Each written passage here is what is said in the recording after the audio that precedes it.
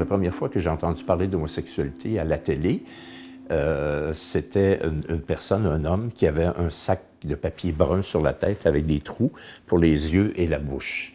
Et derrière ce sac-là, il y avait un homosexuel.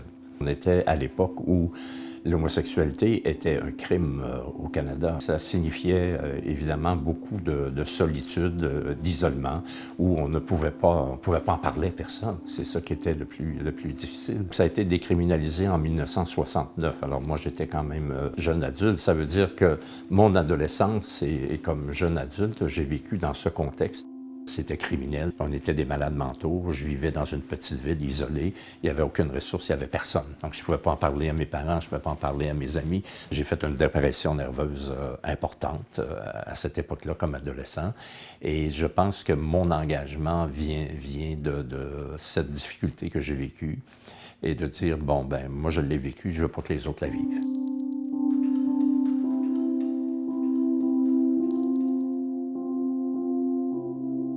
Vous savez, encore aujourd'hui, deux hommes ne peuvent pas s'embrasser sur la rue n'importe où, là. En dehors du village gay à Montréal, et encore, moi, je ne me promènerai pas avec mon conjoint main dans la main n'importe où, là. Hein, parce qu'il y a des endroits où on sait que ça ne sera pas accepté, puis on va être mal vu, on va se faire injurier. Il y a eu un changement au fil des années, entre 80 et maintenant.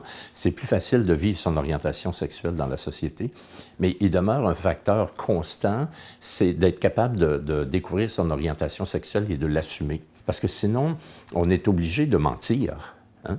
Parce qu'on parle avec le monde, qu'est-ce que tu as fait en fin de semaine, tu es allé où? Bien, les hétérosexuels vont dire ma femme, mes enfants. Il va toujours avoir un indice sur notre orientation sexuelle. Alors, si on est homosexuel, il faut toujours faire attention pour pas laisser aucun indice, pour pas que ça paraisse. Et c'est très lourd.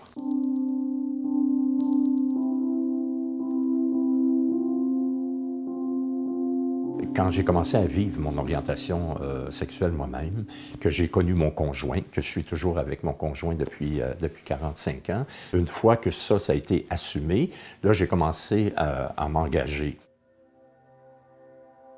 À la fin des années 70, il y avait eu des marches à Montréal pour la question des droits des homosexuels et j'ai participé dans les premières marches. Et c'était très difficile à l'époque parce qu'on se faisait huer dans la rue et il fallait être capable de l'assumer parce qu'il y avait aussi des caméras de télé. Donc, il fallait être capable de se montrer publiquement. Le point de départ là, des manifestations, c'est en 1969 à New York avec Stonewall. Les policiers ont fait une descente dans un bar où il y avait des drag queens et les drag queens ils se sont fâchés, ils sont sortis dans la rue puis il y a eu des bagarres avec les policiers. Par la suite, ici à Montréal, il y en a eu aussi en 71, en 77. Il y a eu des descentes dans des bars et il y a eu des manifestations par la suite.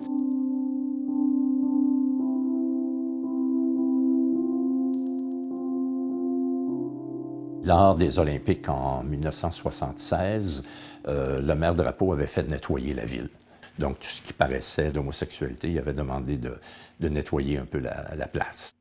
Ensuite de ça, je suis arrivé à Gay-Écoute en 1982. On était installé, quand on dit dans un placard, c'était un véritable placard. On était quelques bénévoles. On n'avait pas de financement gouvernemental. Donc, il fallait payer. Moi, j'en ai payé souvent des comptes de téléphone et plein de dépenses. Et là, ça a été vraiment le début de mon engagement comme bénévole. Et après quelques mois à Gay-Écoute, je suis devenu président. Et là, j'ai commencé vraiment à m'engager, à militer, là, tout simplement pour l'ensemble des droits. Parce qu'à l'époque, il n'y avait pas encore beaucoup de droits à cette époque-là.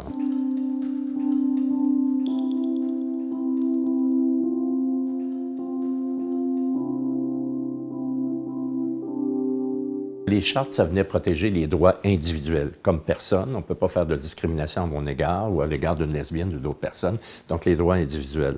Après ça, s'est engagé le débat pour toute la question des couples de même sexe.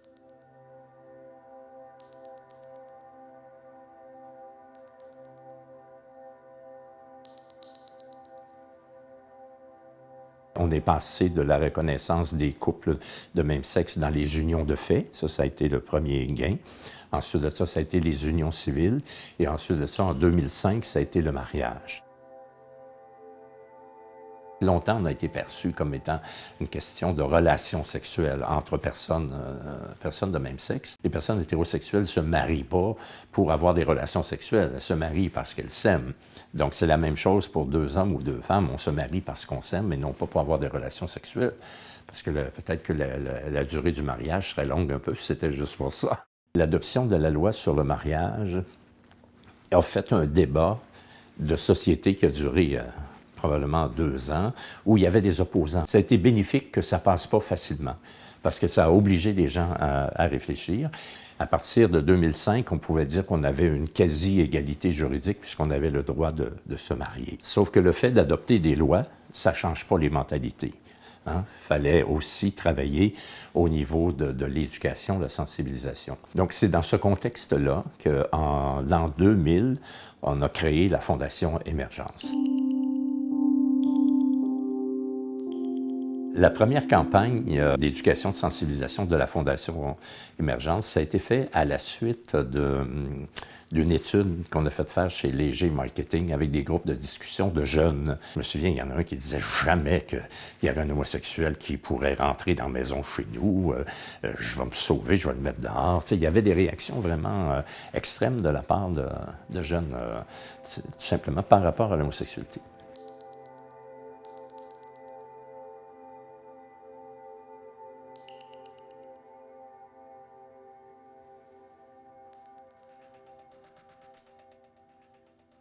La première journée de lutte contre l'homophobie en 2003, quand on a lancé la campagne, on l'a lancé avec des affiches avec 2 joueurs de hockey et 2 filles qui se marient.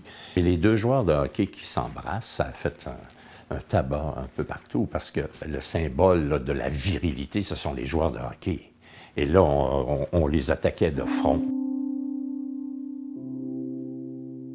Une autre campagne de la Fondation qui a eu énormément d'effets, puis qui a tourné à l'extérieur du Québec, du Canada, un peu partout, c'est un bébé naissant, son bracelet d'hôpital, c'est marqué « homosexe ». À la naissance, on peut être homosexuel ou on peut être hétérosexuel. On ne choisit pas son orientation sexuelle. C'est ça le message. On a commencé à traduire nos campagnes et les mettre sur les sites Internet. L'idée, c'était de dire, bon, il y a beaucoup de pays où l'homosexualité est réprimée, où les gens ne sont pas organisés, ils n'ont pas de moyens. Donc, on va leur donner des moyens avec Internet. Et j'ai vu des trucs en Russie, en Italie, dans plein de pays, avec nos campagnes. Et ça a eu un impact énorme à grandeur du monde, finalement.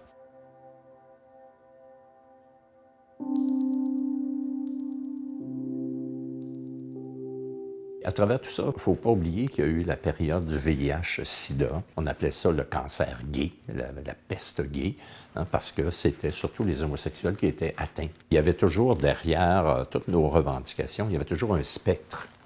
Les gens avaient peur. On ne voulait pas qu'il y ait de maison pour Siléens à côté de soi parce que ça pouvait être dangereux.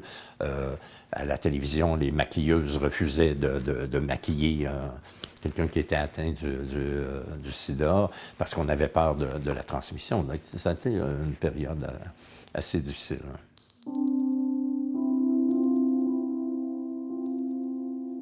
Le défilé de la fierté, c'était une façon d'être visible.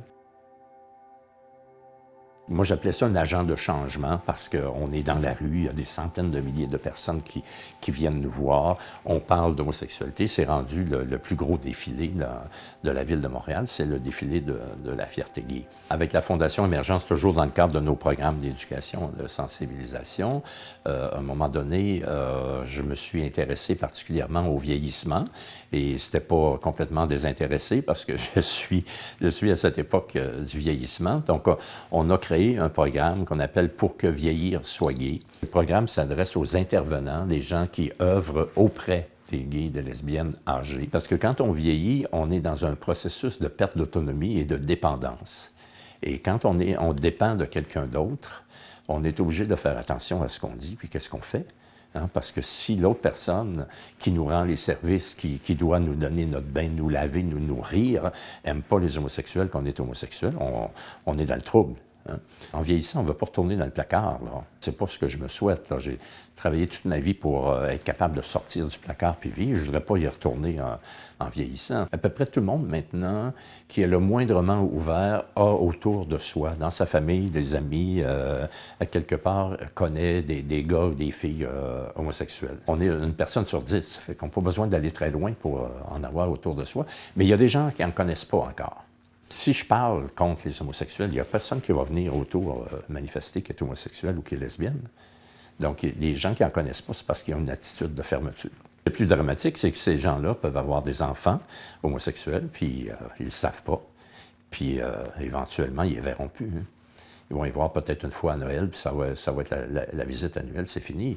Tu ne veux pas aller fréquenter tes parents qui te condamnent. Hein. Ceux qui ne les acceptent pas, moi je dis, on n'a pas besoin de ces amis-là. Il ne faut pas être toléré non plus. Je ne veux pas une famille qui me tolère, puis je ne veux pas des amis qui me tolèrent. Je veux une famille, des amis qui m'acceptent tel que je suis. Et c'est ça, finalement, la véritable acceptation. Avec tout ce qu'on a eu comme évolution, je vous dirais, moi, je parle toujours de 1969, que j'appelle l'an 1 de nos droits. Aller aujourd'hui, il y a eu une grande évolution de la reconnaissance des droits, l'égalité juridique. Sauf que moi, je pense que maintenant, on est dû pour une étape un peu plus loin que la lutte contre l'homophobie, parce que ça, c'est la lutte contre la discrimination. Moi, je pense qu'il faut travailler maintenant sur l'inclusion. L'inclusion, c'est on fait partie. On fait partie de la gang, autrement dit, sans distinction. Pour moi, en tout cas, c'est le prochain bout de chemin qui reste à faire.